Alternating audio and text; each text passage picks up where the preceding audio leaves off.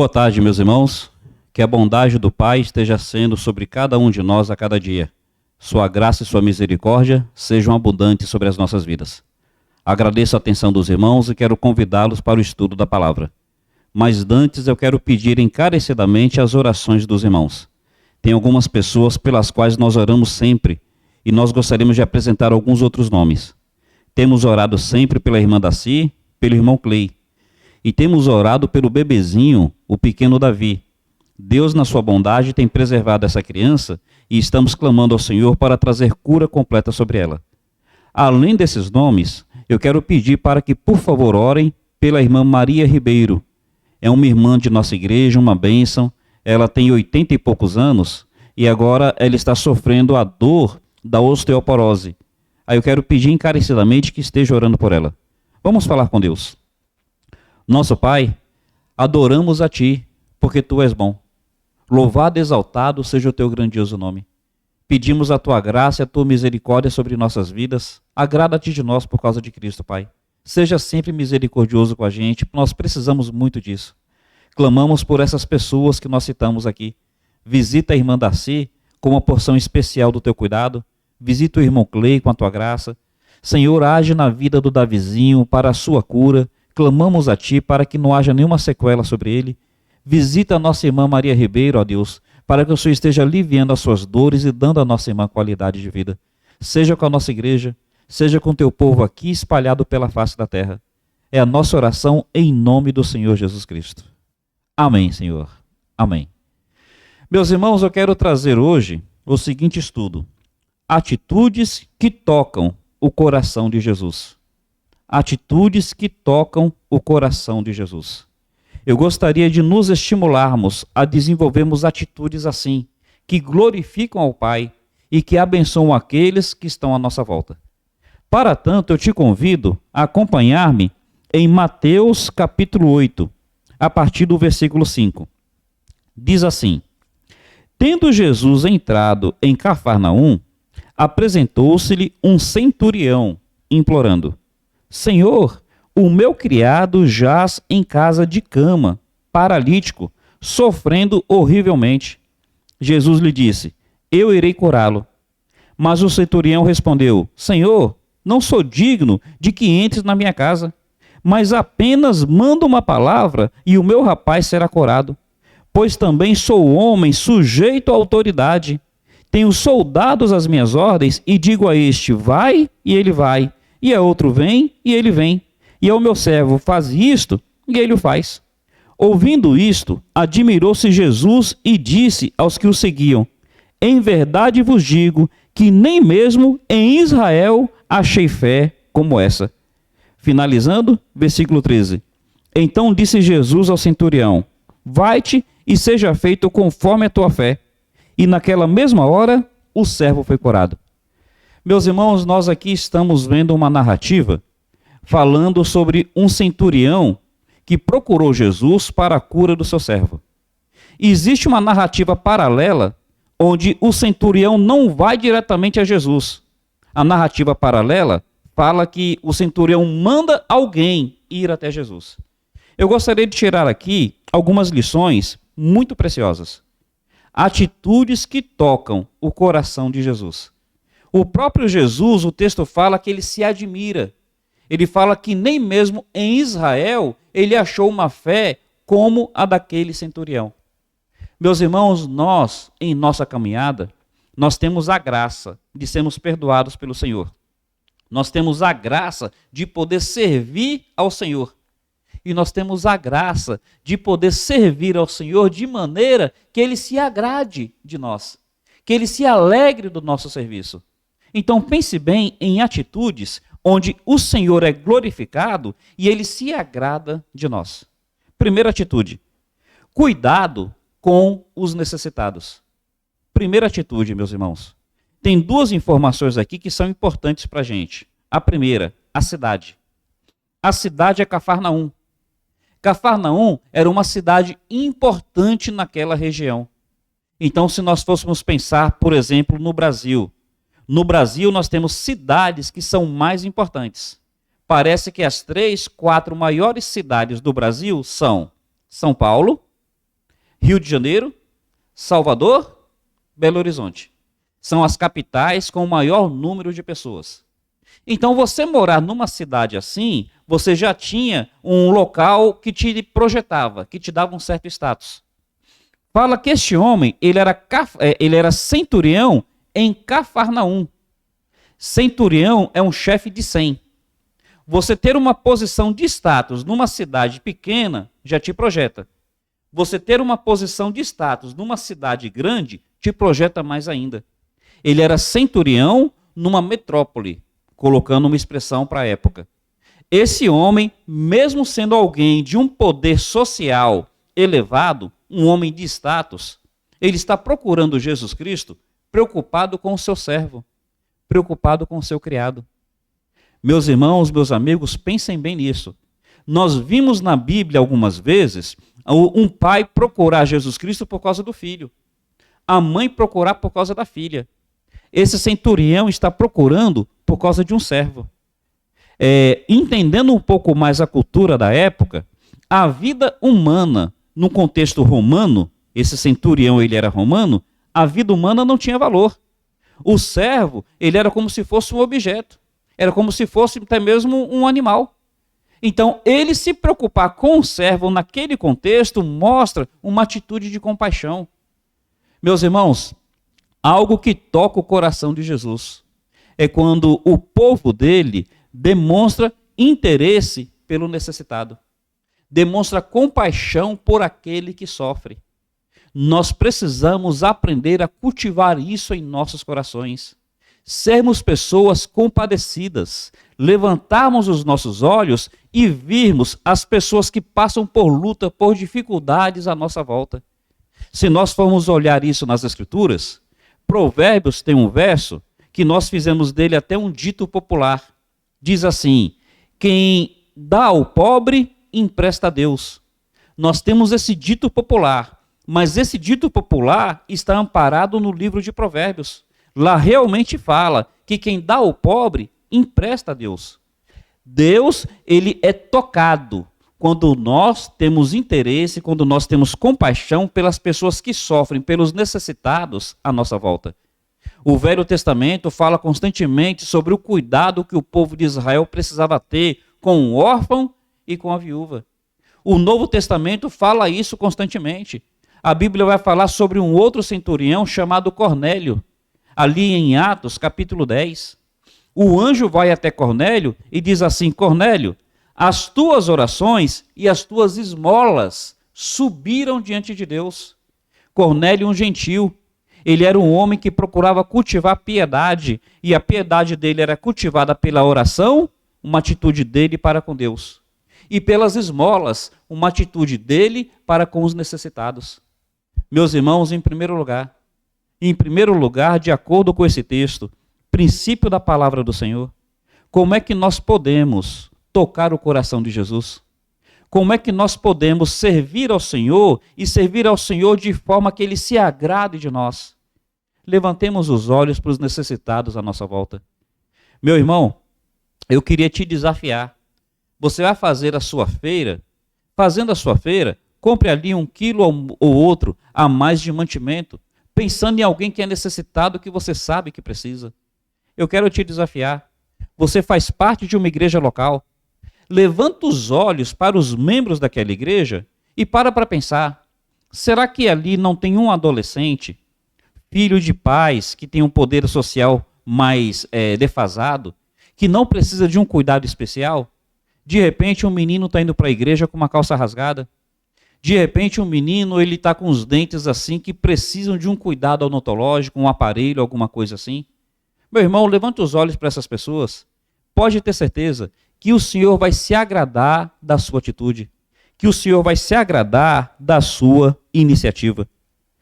Uma narrativa paralela desse texto fala que quando as pessoas elas vão até Jesus intercedendo pelo centurião, as pessoas dizem assim: olha, esse centurião ele é digno, porque ele tem cuidado do nosso povo, ele até edificou uma sinagoga para nós.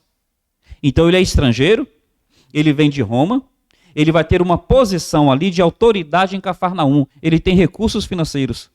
Aí os judeus ali da região perceberam que ele tinha tanto zelo pelas coisas de Deus que ele usou dos seus recursos para construir uma sinagoga em Cafarnaum. Meus irmãos, uma segunda atitude que toca o coração do Senhor é quando nós nos envolvemos com a obra do Senhor.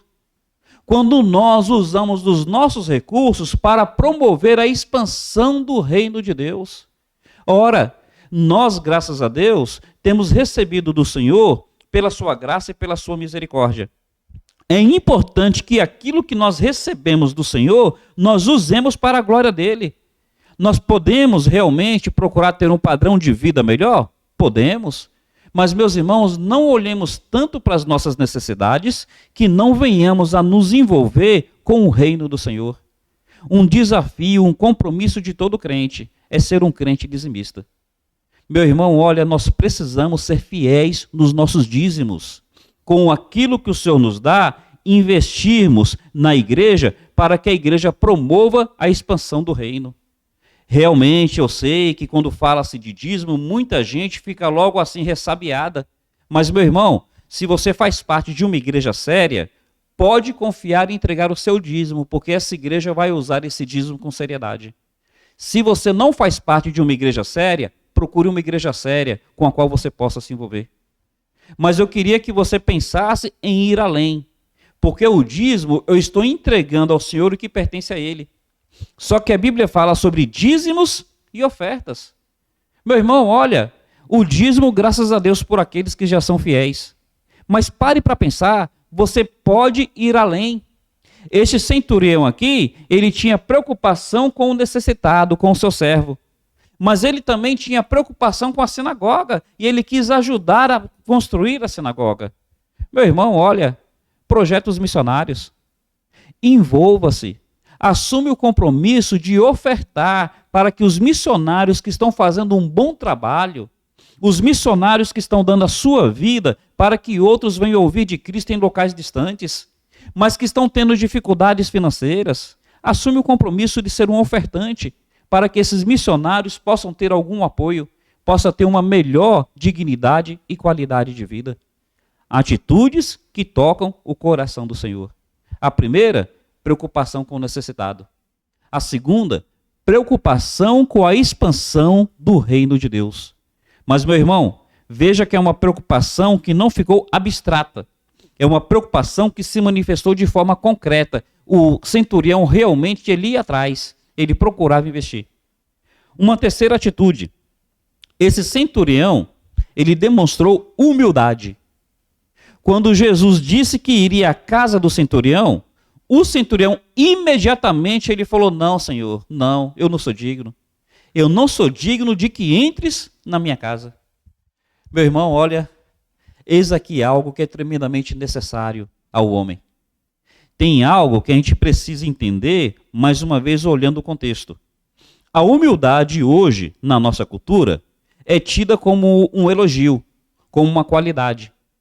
A humildade no contexto romano da época, e esse centurião era romano, a humildade era algo que não era bem visto.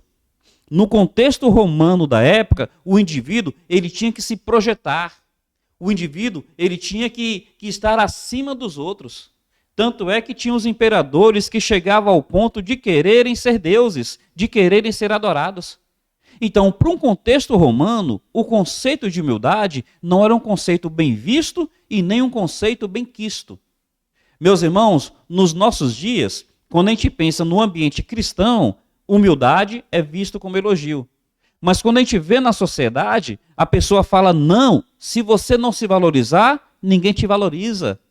Não, você tem que pensar o melhor de si e você tem que enxergar em você o melhor que há em você. É assim que nós somos levados a pensar. Mas, meus irmãos, a Bíblia nos ensina que Deus, ele despreza o soberbo, mas ele dá graça ao humilde. E aqui está o centurião dizendo para Jesus: eu não sou digno que entres na minha casa. Curioso, na narrativa paralela, quando os líderes judaicos vão a Jesus para interceder pelo centurião, os líderes judaicos dizem assim: ele é digno. Ele é digno porque construiu a nossa sinagoga. Enquanto que as pessoas diziam para Jesus que ele era digno, o centurião está dizendo a Jesus: eu não sou digno. Meu irmão, qual o conceito que você tem de você? Como é que você se enxerga diante de Cristo? Como é que você se enxerga diante das pessoas? Como é que você se enxerga diante de si mesmo? Humildade é algo que não é natural a um coração pecaminoso. Meu irmão, nenhum de nós é naturalmente humilde. Ora, nós podemos ser de personalidade tímida. Nós podemos ser pessoas retraídas. Nós podemos ser pessoas que talvez transmitam a ideia de humildade, mas naturalmente nós não somos humildes. É algo que nós precisamos cultivar em nosso coração. É algo que nós precisamos nos estimular diante de Deus, porque diante de Deus nós podemos ser orgulhosos. Está ali aquela narrativa do fariseu e do publicano, mostrando o quanto que o fariseu diante de Deus era orgulhoso. Precisamos ser humildes diante do Senhor. E por sermos humildes diante do Senhor, precisamos ser humildes diante das pessoas. A Bíblia fala que nós não podemos ter o nosso interesse acima do interesse dos nossos irmãos. Considerar os outros superiores a nós mesmos. E, meus irmãos, nós precisamos ser humildes em nosso coração, olhando para nós. Paulo dizia assim: miserável homem que sou. Meu irmão, a Bíblia fala que nós precisamos morrer. Eu preciso ser um Vitor morto. O meu orgulho tem que morrer. E é quando o meu orgulho morre, quando a minha soberba morre, que eu começo a cultivar humildade. E tenha certeza, humildade é algo que toca o coração de Deus, que toca o coração de Jesus. A Bíblia fala: humilhai-vos sob a potente mão de Deus, e ele, a seu tempo, vos exaltará. Atitudes que tocam o coração de Jesus. Preocupação com o necessitado. Envolvimento com a expansão do reino. Humildade diante do Senhor. Mas, meus irmãos, vamos adiante e nós perceberemos aqui uma quarta atitude. A compreensão de quem é Jesus. A compreensão de quem é Jesus. Ele está dizendo assim: olha, Senhor, o Senhor não precisa entrar na minha casa, não. Manda só uma palavra. Porque, Senhor, eu, sendo quem sou, um simples ser humano, eu dou ordem para os meus servos, eles obedecem? Eu chego num servo e falo: faz isso, ele faz. Ora, o Senhor, sendo quem o Senhor é, a tua palavra vai curar o meu enfermo. A tua palavra vai curar o meu doente. Percebe como é que ele atribuía poder, como é que ele atribuía grandeza a Jesus Cristo? Ele, como um centurião, sendo um homem rico, ele tinha recursos para procurar os médicos da época. Claro, ele deve ter procurado, mas ele percebeu que os médicos da época, com a sua medicina, não podiam fazer nada. Ele, com seus recursos, deve ter procurado os remédios da época, mas ele percebeu que os remédios da época, por mais caros que fossem, não podiam fazer nada. E ele está reconhecendo que o que os médicos com a medicina não fazem, o que os remédios não fazem, Jesus Cristo, com apenas uma palavra, Jesus Cristo faz. Senhor, manda uma palavra. Manda tão somente uma palavra. Meu irmão, nós precisamos em nossos corações cultivar cada vez mais a percepção de quem é Cristo, a compreensão de quem é o Senhor. Jesus Cristo constantemente ele repreendia os discípulos quando os discípulos não tinham a visão de quem ele era. Jesus está no barco, está tendo uma tempestade, Jesus está dormindo e os discípulos estão apavorados, vão dar uma bronca em Jesus. Jesus se levanta, repreende a tempestade. E Jesus Cristo então olha para os discípulos e fala: por que sois tímidos? Por que não tendes fé?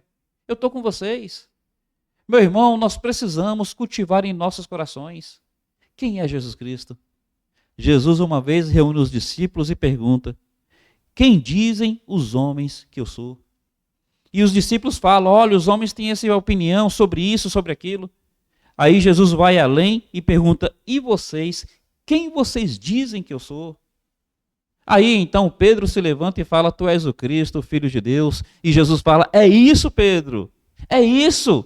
Quem te revelou isso não foi o sangue, não foi a carne, não foi o homem. Quem te revelou foi meu Pai que está nos céus. Meu irmão, Jesus nos estimula a olharmos para Ele tal qual Ele é. Apenas uma palavra dele resolve todo o problema. A sua repreensão acalmou uma tempestade. Jesus é o nosso Deus, Ele é o nosso Senhor, Ele é o nosso Salvador, Ele é o nosso protetor, Ele é aquele que está conosco todos os dias até a consumação dos séculos. Meu irmão, internalizemos em nossos corações quem é Jesus para nós. E caminhando, meu irmão, para o final, Jesus então vai enfatizar a fé desse centurião. A Bíblia diz que sem fé é impossível agradar a Deus.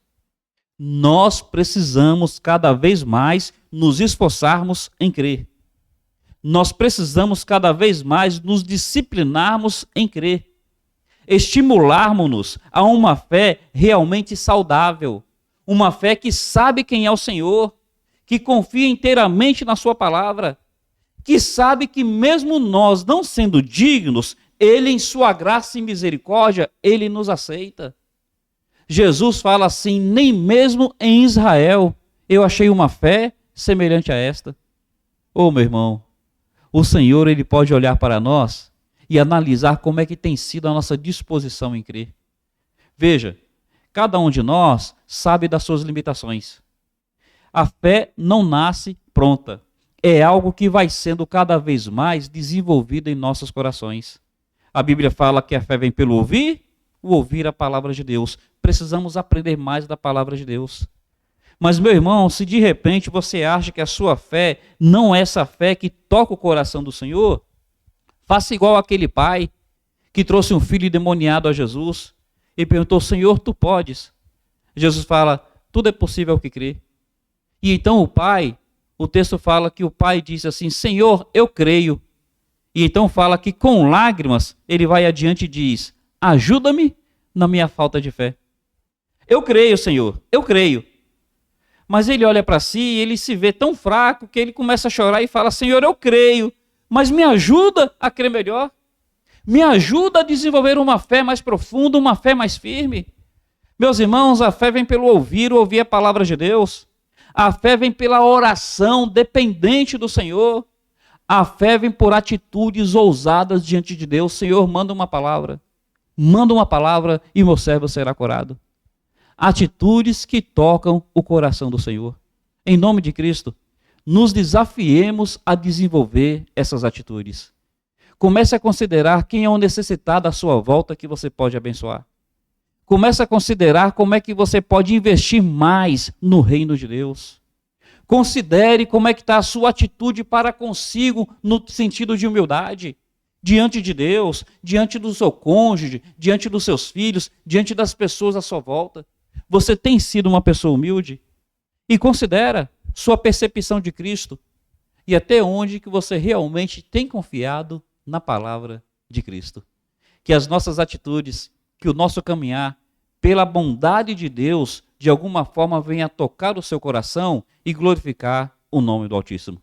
Deus nos abençoe, a boa mão do Pai seja conosco, um carinhoso abraço. Até mais.